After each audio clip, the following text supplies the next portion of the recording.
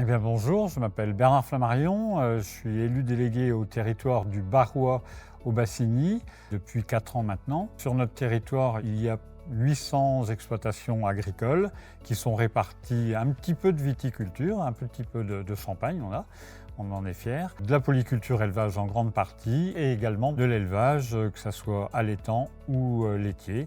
Nous avons également une entreprise de transformation de produits agricoles à Illoux, Caprice des Dieux, qui est connue dans le monde entier.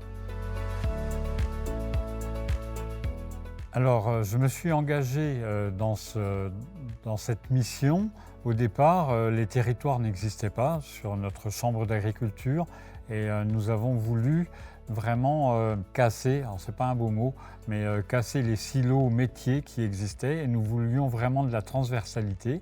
Ça, c'était un peu la première idée, de la transversalité donc entre les métiers. Et puis la deuxième raison, c'était vraiment pour être au plus proche des territoires, de nos clients que sont les agriculteurs, mais pas que.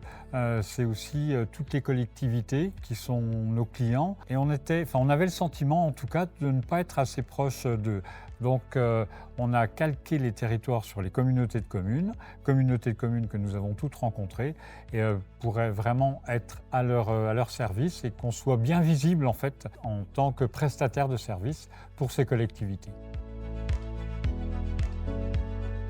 La première, avec le service eau, on a commencé un projet, on a créé Visio. Et là, c'était un problème sur un syndicat des eaux, pas très loin de Chaumont, Marne-Rognon, qui manquait d'eau en été et qui a voulu analyser les consommations d'eau sur les exploitations. Donc c'est un travail qui a été réalisé par la Chambre et derrière on a pu mettre en place du stockage d'eau dans les exploitations.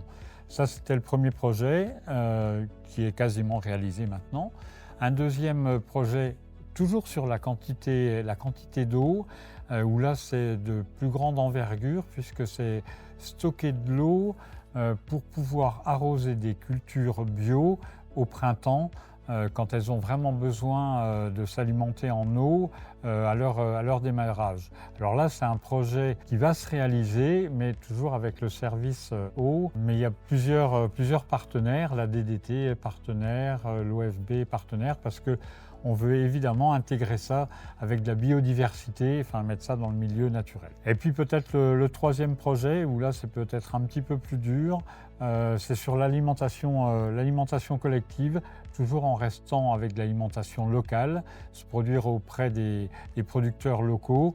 Donc ça c'est un projet, mais c'est un peu plus pour le moment encore dans nos esprits, mais qu'on n'a pas encore pu concrétiser. Pour moi, l'agriculture est une solution aux problématiques du territoire.